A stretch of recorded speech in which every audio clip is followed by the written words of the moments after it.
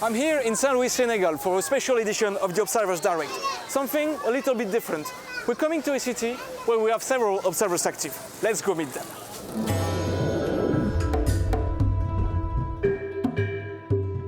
At the mouth of the Senegal River on the Atlantic coast, Saint-Louis is a city on the water. But climate change has turned the water into a threat. Erosion is gnawing at the coastline and the ocean is advancing up to 5 meters per year. As a result, the Langue de Barbarie, a strip of land between the river and the ocean, is set to disappear. It's a scenario that worries our 3 observers from Saint-Louis.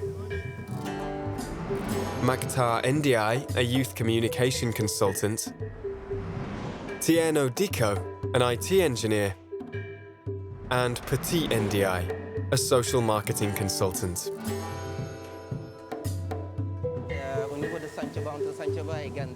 Petit grew up in the Guet Endar fishing district on the Langue du Barbarie.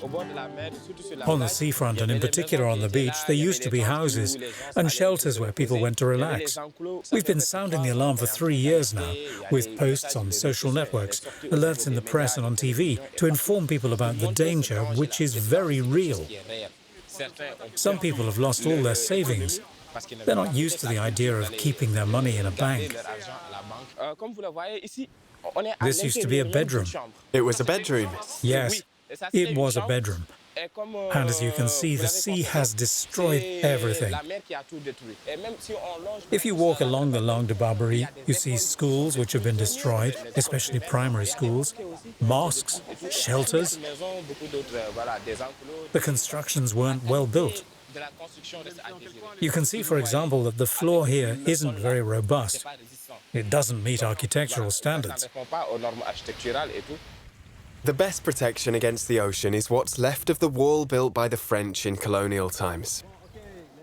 We'll meet up with Tierno later.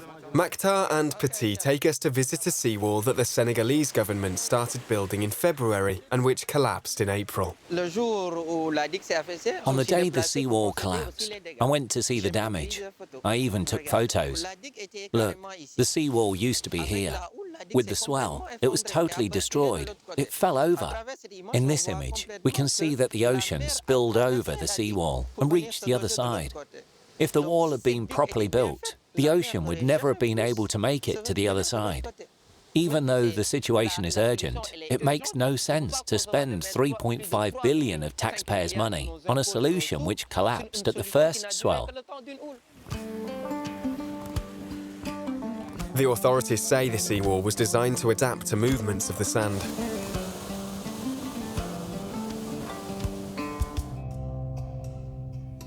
Since 2016, some of those affected have been evacuated, while some have benefited from a United Nations relocation programme. Around 300 people remain in a temporary camp on the outskirts of Saint-Louis. You're not dreaming. You're in St. Louis, Senegal.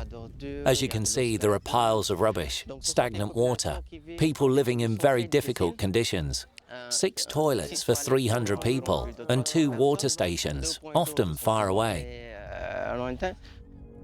In August 2018, a local news site published a video about the living conditions in the camp, and Mactar shared it online. I thought to myself, this video should go viral. I downloaded it onto my Facebook page, and it got 80,000 views.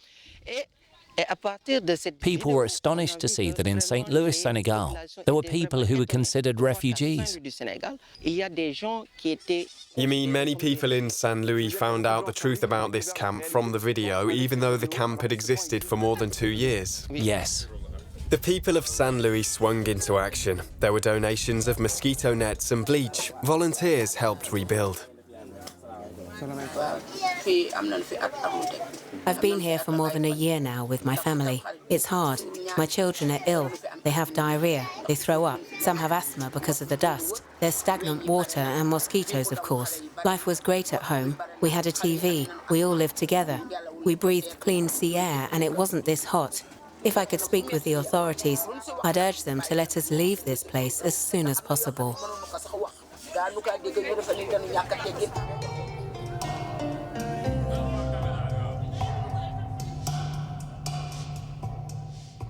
We meet with the mayor of San Luis, who's also the Minister for Water and Sanitation. He clearly does not agree with this criticism. When will these people get new homes? At the moment, we're trying to improve their quality of life. It's true that the situation is a bit difficult, but it's under control. We're in communication with the people who are affected. There's a World Bank program underway. We think that in 3 months' time, we'll have mobile units available so they can move out of their tents. Mayor, you live next to Khayala. How does it make you feel to come home and see people living in such atrocious conditions? Each time I pass in front of Khayala, my heart goes out to them, because each day that goes by is another day of suffering. That's the reality. But I think that the future has something better in store. Around 300 prefabricated housing units should be made available to the victims. The project is already running several months late, however. San Luis is also relying on foreign aid, including from France, to complete the seawall to protect the Langue de Barbarie and the fishing community that calls it home.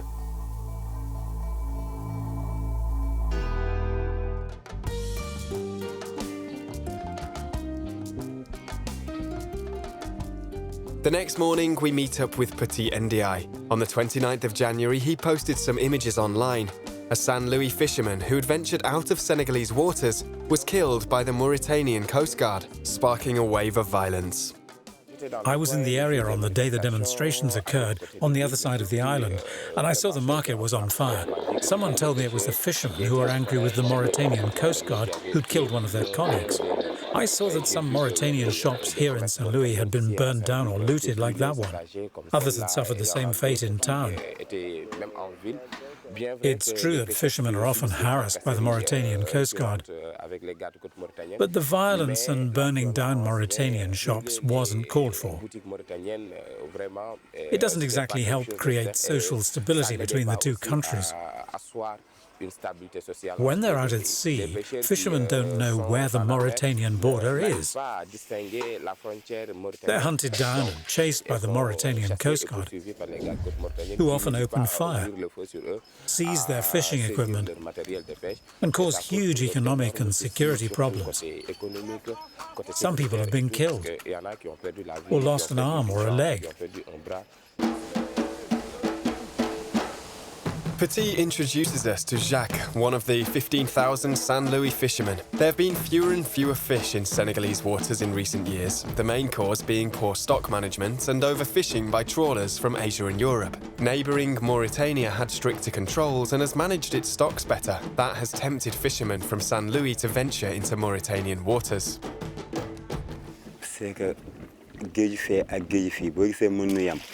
Here we only have sea bream for about a month, but over there you have lots of species all year round, like groupers and hake.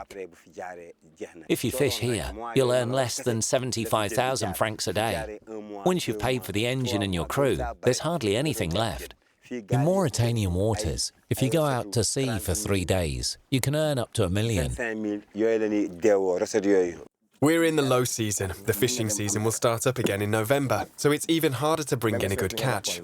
Jacques manages to net a few fish, but their flesh is bad. They can't be sold and have to be released. After the violence, a new agreement was signed between the two countries. Starting in November, fishermen from San Luis will get 400 licenses to fish in Mauritania. In Guet Ndar, the fishing neighbourhood, some people are excited about the benefits for the local economy, but others feel the agreement is unfair. The 400 licenses are only for certain types of fish and for boats with what are known as encircling nets. It could be better, because it's going to benefit only the fishermen who do this kind of fishing. Not everyone has a boat and an encircling net. There are other types of fishing that exist in Guet Ndar. It shouldn't be Mauritania telling people here how to fish. There's disagreement on another point. The boats from San Luis will have to dock in Mauritania to have their catch counted.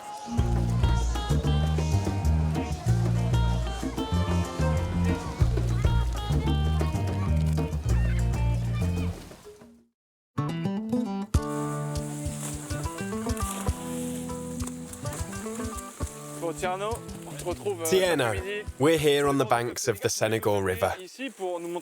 You wanted to show us these children learning to swim using jerry cans as floats and introduce us to the man who's teaching them to swim. Yes. Last year, a friend asked me to come and meet this guy by the river. He teaches people to swim for free. He didn't have any life vests. I filmed and photographed him. Then we launched a hashtag with Maktar. A hashtag. Hashtag life vests for Zale. Because we really wanted to help him find life vests so the kids would be safer and learn to swim quickly. In Saint Louis, there is no municipal pool and no barriers on the banks of the Senegal River, where children play year-round. Drowning is common. Thanks to the campaign launched by Tierno and Maktar, Zale's former students and the Saint Louis port got together and gave life vests to Zale, 6 in total, because his free swimming lessons are first and foremost a lesson in survival. Come on, your head needs to come out. What's your head for? Come on, jump in the water. Come on, swim. Come on. Look at me, I'm watching you. Not like that, like this.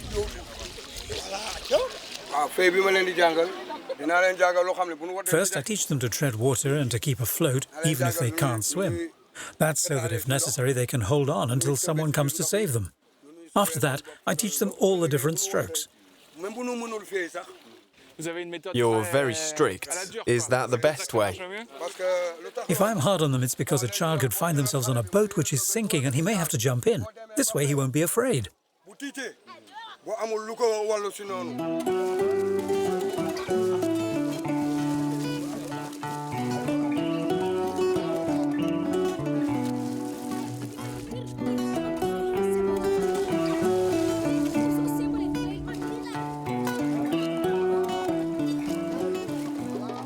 That's it for this special edition of the Observers Direct. A big thank you to our 3 observers for having us here. Thanks to France 24 for coming to see us. The next Observers Direct might be in your city, so get in touch with the Observers newsroom and send them your pictures.